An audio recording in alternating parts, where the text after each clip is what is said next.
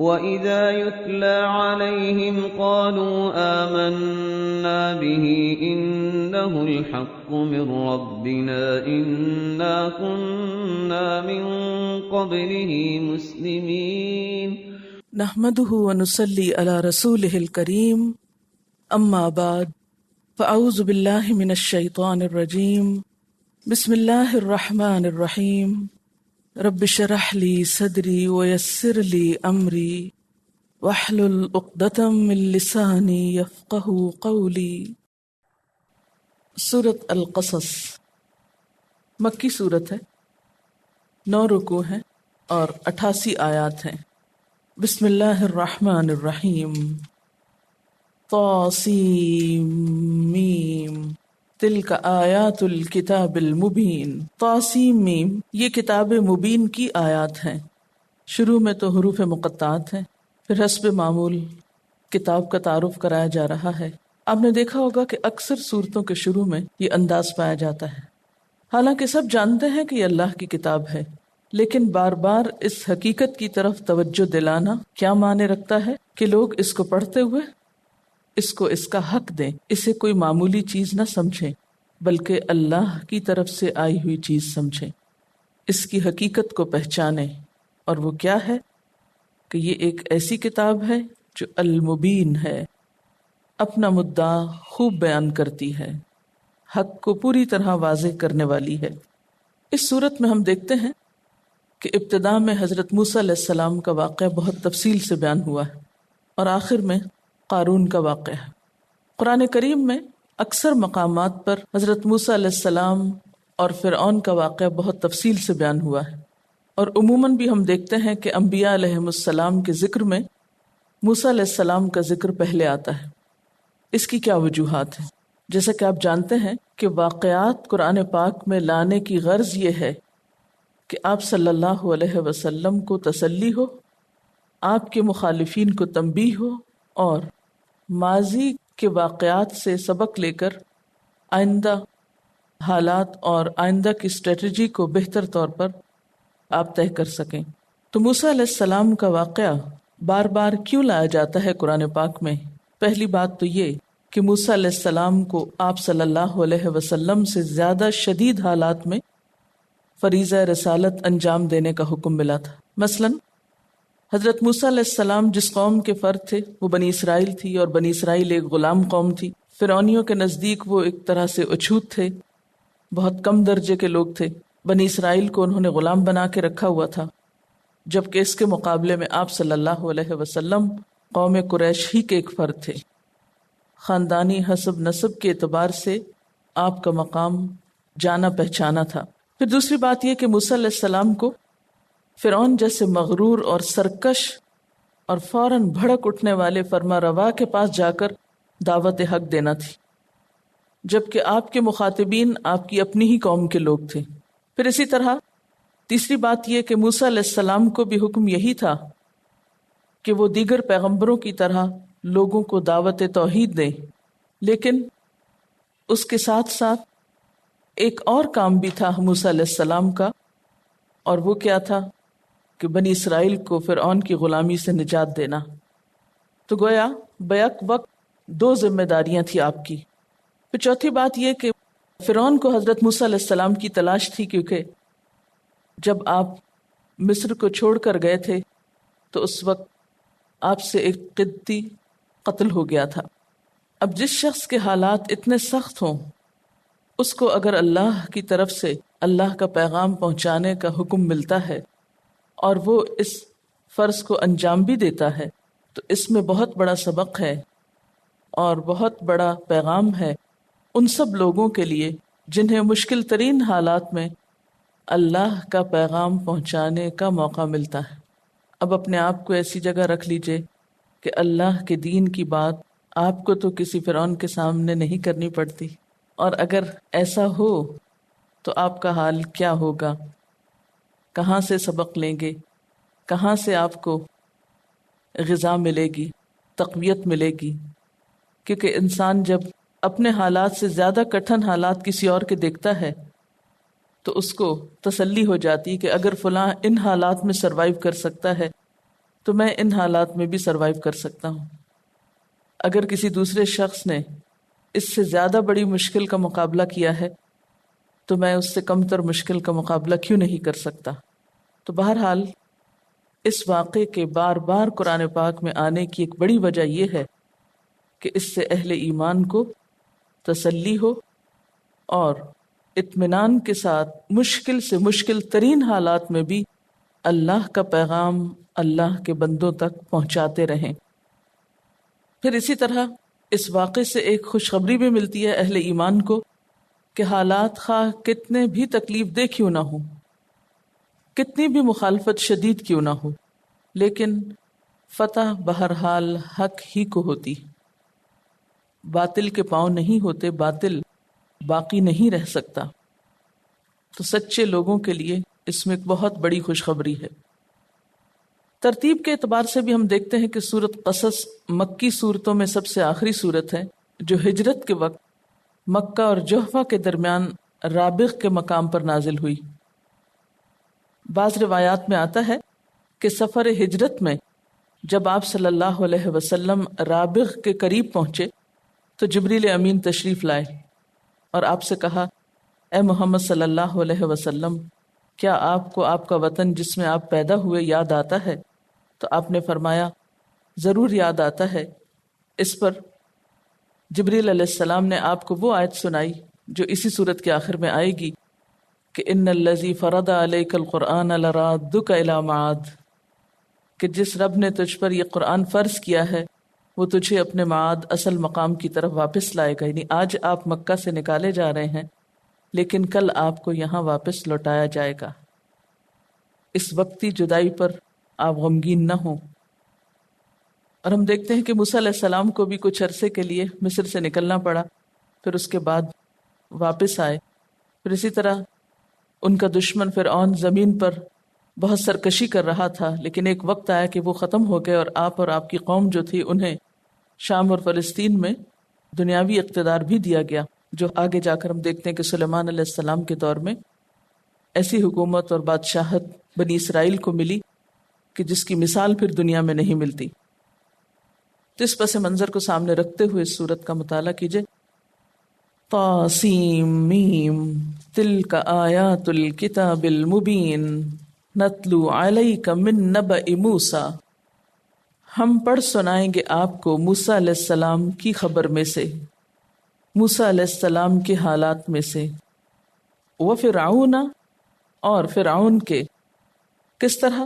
بالحق، حق کے ساتھ، ٹھیک ٹھیک، درست، ہو بہو، یعنی اگرچہ یہ حالات اور واقعات آپ سے کئی سو سال پہلے اس دنیا میں پیش آئے، لیکن بذریعہ وحی ہم آپ کو ان حالات کی یقینی خبر سنائیں گے، اور مقصد کے ساتھ، بامقصد طریقے پر، بالحق یعنی حق کے ساتھ، اس میں دونوں چیزیں آ جاتی ہیں، یعنی جو کا تو ہو بہو بھی، پورے پورے بھی، اور پھر مقصد کے ساتھ، اپنی پوری روح اور اسپرٹ کے ساتھ۔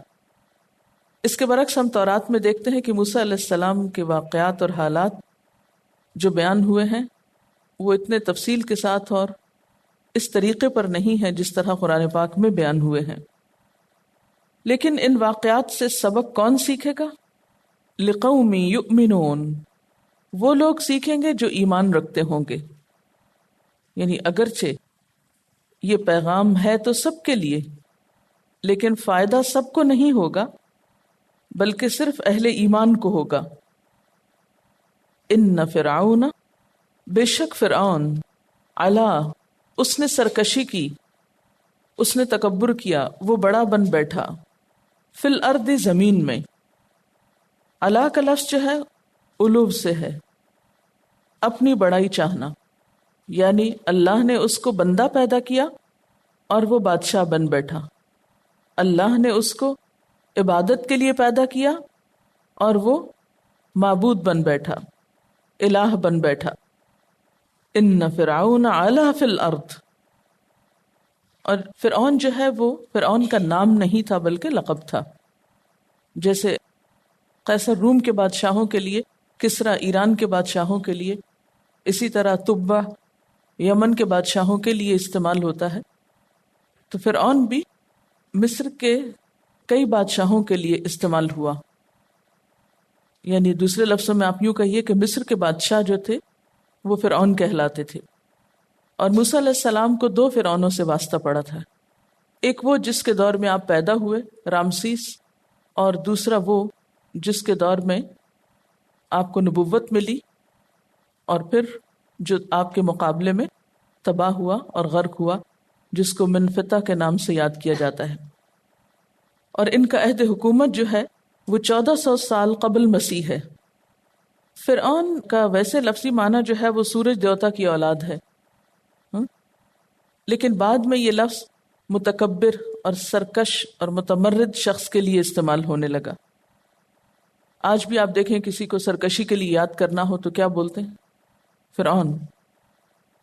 ان فرعون علا فی الارض، بے شک فرعون نے زمین میں سرکشی کی، ظلم و ستم کا بازار گرم کیا، خود کو بندگی کے مقام سے اٹھا کر معبود کے مقام پہ بٹھایا. اور دوسرا اس کا ظلم کیا تھا؟ وجعل اہلها شیعا، اور تقسیم کر دیا اس کے رہنے والوں کو گروہوں میں. شیعہ کا لفظی معنی کیا ہوتا ہے؟ گروہ.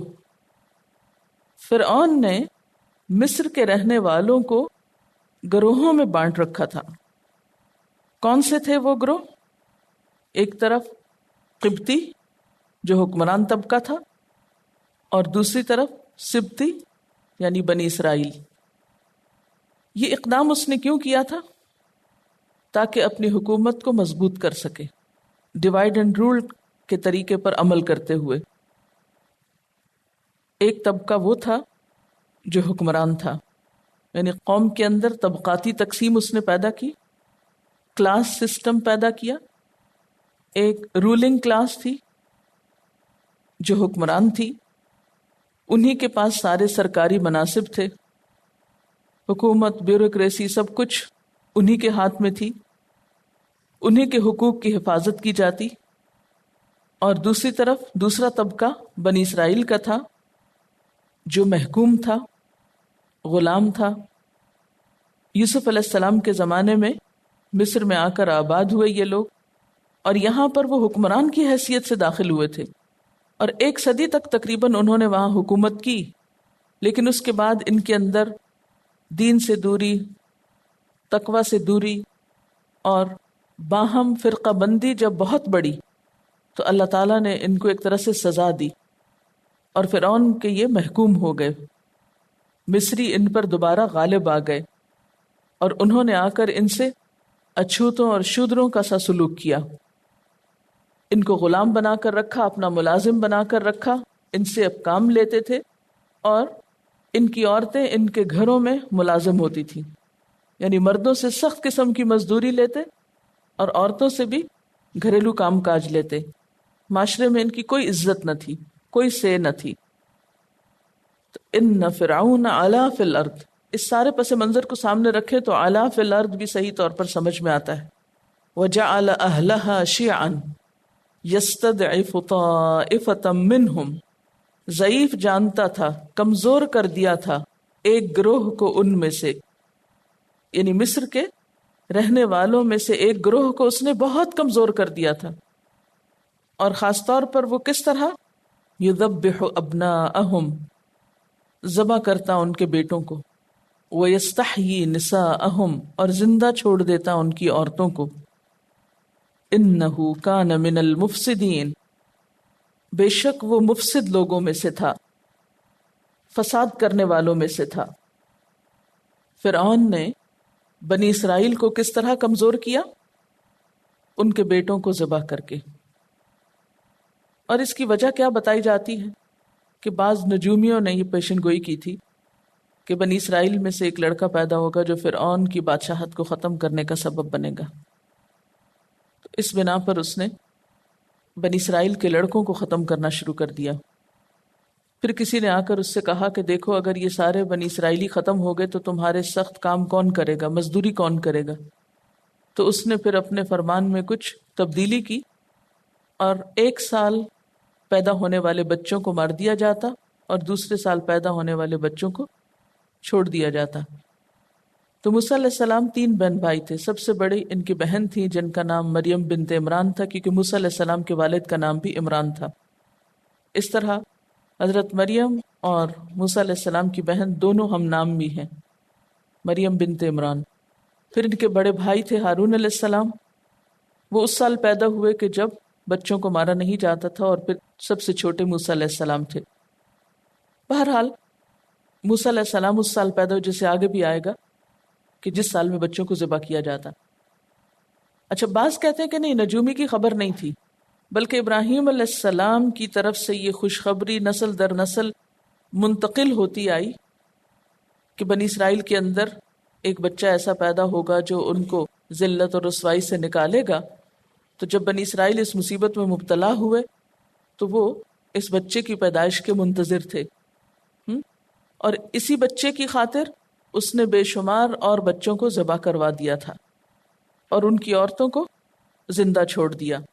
انہو کان من المفسدین، بے شک وہ مفسد لوگوں میں سے تھا۔ تو گویا یہاں پر فرعون کے فساد کا ذکر کیا گیا کہ فرعون فساد فی الارض کا مجرم تھا۔ وجہ کیا تھی؟ مفسد ہونے کی 2 بنیادی وجوہات کیا تھی؟ نمبر 1 اس کی سرکشی، نمبر 2 اس کا مصر کی قوم میں امتیاز پیدا کرنا اور لوگوں کو طبقوں میں بانٹنا، طبقاتی تقسیم پیدا کرنا۔ جس قوم کے اندر، جس معاشرے کے اندر طبقاتی تقسیم ہو جاتی ہے، کلاس سسٹم ہو جاتا ہے، وہاں پھر فساد ہی فساد ہوتا ہے، کیونکہ انسان انسان کی عزت نہیں کرتا، انسان انسان کو حق دینے کے لیے تیار نہیں ہوتا۔ اور انڈائریکٹلی دیکھا جائے تو اس کے فساد کی ایک تیسری قسم نسل انسانی کا خاتمہ۔ تو جس قوم کے اندر ایسی تحریکیں اٹھیں کہ انسانوں کو مار ڈالا جائے یا انسان پیدا ہی نہ ہونے دیے جائیں، تو وہ قومیں بھی بالآخر فساد کا شکار ہو جاتی ہیں، وہاں بھی فساد اور بگاڑ پیدا ہو جاتا ہے۔ وَنُرِيدُ، اور ہم چاہتے تھے، کیا چاہتے تھے؟ ان نمنا، کہ ہم احسان کریں، کس پر؟ علی الذین استضعفوا فی الارض، ان لوگوں پر جو زمین میں کمزور بنا کر رکھے گئے تھے، یعنی بنی اسرائیل۔ ونجعلہم، اور ہم بنا دیں ان کو ائمۃً، امام۔ ونجعلہم الوارثین، اور ہم انہی کو وارث بنا دیں زمین کا۔ ائمہ روحانی پیشوائی، دینی رہنمائی، اور وارثین کا معنی دنیاوی اعتبار سے زمین کی خلافت اور اقتدار۔ بنی اسرائیل اس وقت زمین میں کمزور تھے، ذلیل تھے، لیکن اللہ تعالیٰ کا ارادہ کیا تھا کہ وہ انہیں دین کے معاملے میں بھی دنیا کی امامت عطا کرے اور دنیا کی سرداری کا تاج بھی ان کے سر پہ رکھا جائے۔ چنانچہ ایسا ہی ہوا۔ بنی اسرائیل کو اپنی مخصوص تدبیروں کے ذریعے نجات دلائی۔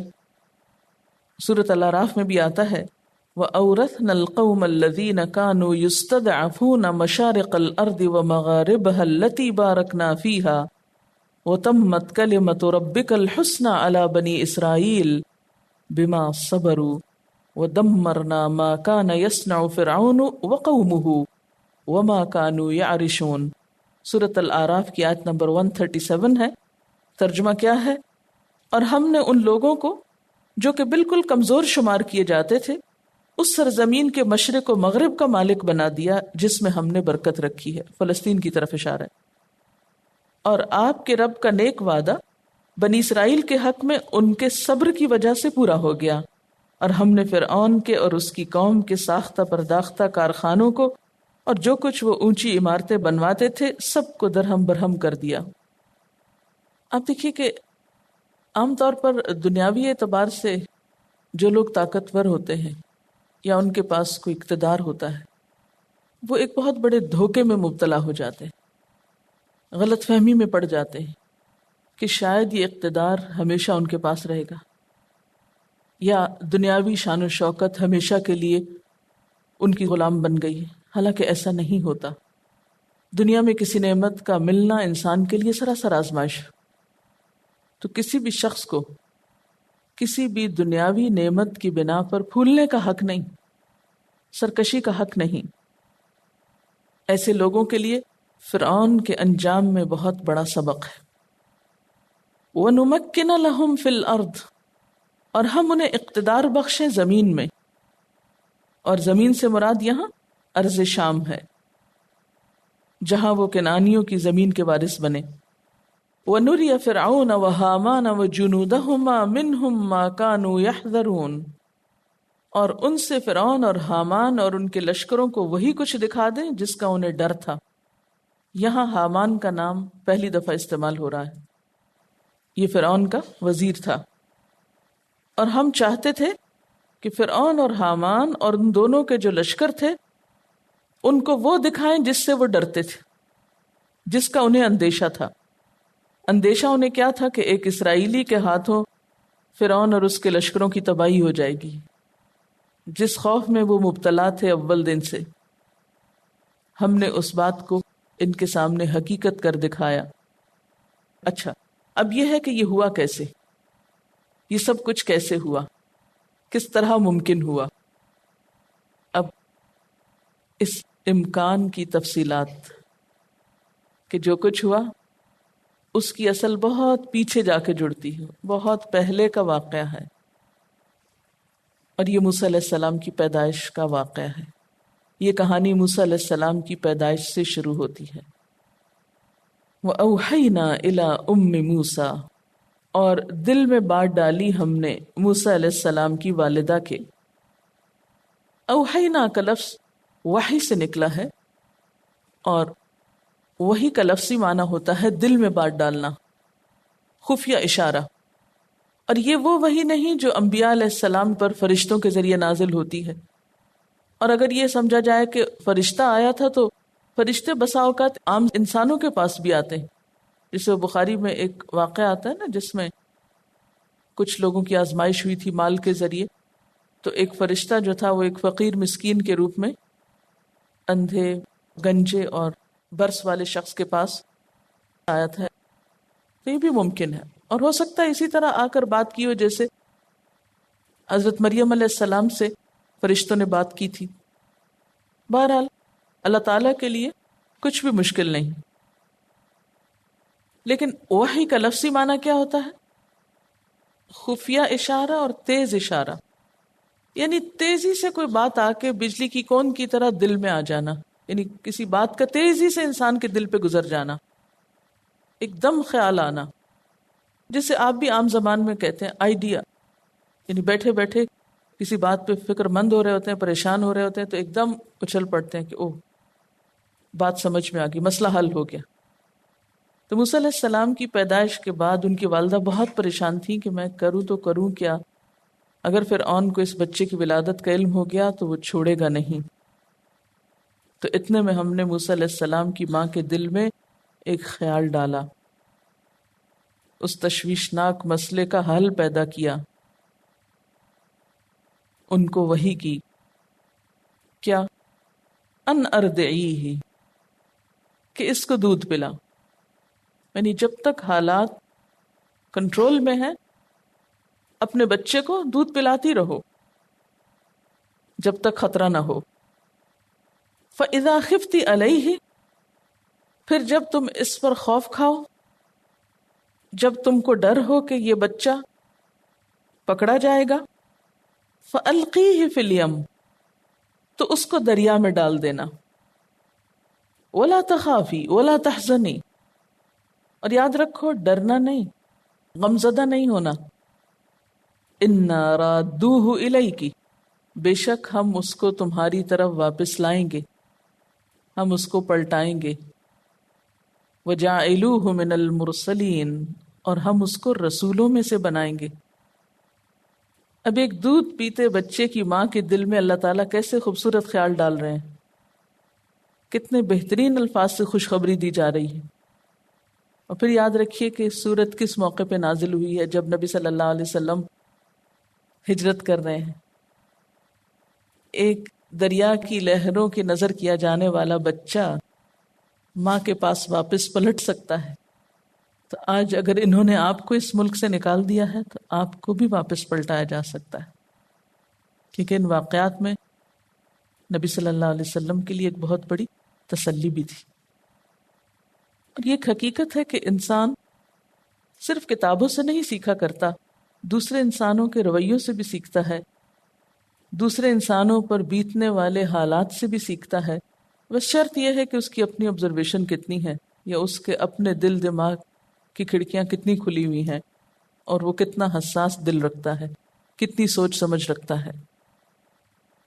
تب آپ دیکھیے کہ کتنی باتیں بتائی جا رہی ہیں۔ پہلی بات کہ اس کو دودھ پلاتی رہو، دوسری بات جب ڈرو کہ پکڑا جائے گا تو پھر کیا کرنا، دریا میں ڈال دینا، اور یاد رکھنا ڈرنا نہیں۔ کتنی تسلی ہے نا، لا تخافی ولا تحزنی، خصوصی ہدایات۔ اور پھر ہم اس کو تیری طرف واپس لائیں گے، یعنی ایسے طریقے سے واپس لائیں گے جس سے اس کی نجات یقینی ہوگی۔ جیسے کہ میں نے پہلے ہی سارا واقعہ بتایا کہ کس طرح ان کے ہاں بچوں کو مار دیا جاتا تھا، اور اس کا تاریخی روایات میں طریقہ یہ بتایا جاتا ہے کہ فرعون نے کچھ جاسوس چھوڑ رکھے تھے، کچھ عورتوں سے وہ جاسوسی کا کام لیتا تھا کہ گھوم پھر کر دیکھو کہ کسی عورت کا حمل ظاہر ہو تو پھر اس کا پیچھا کرو کہ بچہ کس سال میں پیدا ہوتا ہے۔ حالانکہ اگر دیکھا جائے تو فرعون کی یہ حماقت تھی کہ اگر تو نجومیوں کی بات سچی تھی تو پھر تو اس کو یقین ہونا چاہیے تھا کہ یہ تو ہو کر رہے گا، بچوں کو مروانے سے تو مسئلہ حل نہیں ہو سکتا۔ اور اگر جھوٹی بھی تھی تو پھر فکر کی کیا ضرورت تھی؟ ایک جھوٹ اور وہم کی بنیاد پر سینکڑوں بچوں کا قتل، اس کا کیا جواز بنتا ہے؟ لیکن جب انسان سرکش ہو جاتا ہے نا تو اس کی عقل پہ پردہ پڑ جاتا ہے، اور وہ اللہ کی تدبیروں کا مقابلہ کرنے لگتا ہے جو کہ ممکن نہیں ہوا کرتا۔ اِنَّا رَادُّوهُ إِلَيْكِ وَجَعِلُوهُ مِنَ الْمُرْسَلِينَ فَالْتَقَطَهُ آلُ فرعون۔ اب ہوتا کیا ہے، بچہ ڈال دیا جاتا ہے اس میں، آل فرعون اس کو اٹھا لیتے ہیں۔ لام قاف توئے لقطہ، لقطہ کہتے ہیں گری پڑی چیز کو اٹھانا۔ یہاں مجھے یوسف علیہ السلام کا واقعہ یاد آ رہا تھا کہ ان کو کنویں سے اٹھایا گیا تھا، کنویں سے نکالا گیا تھا،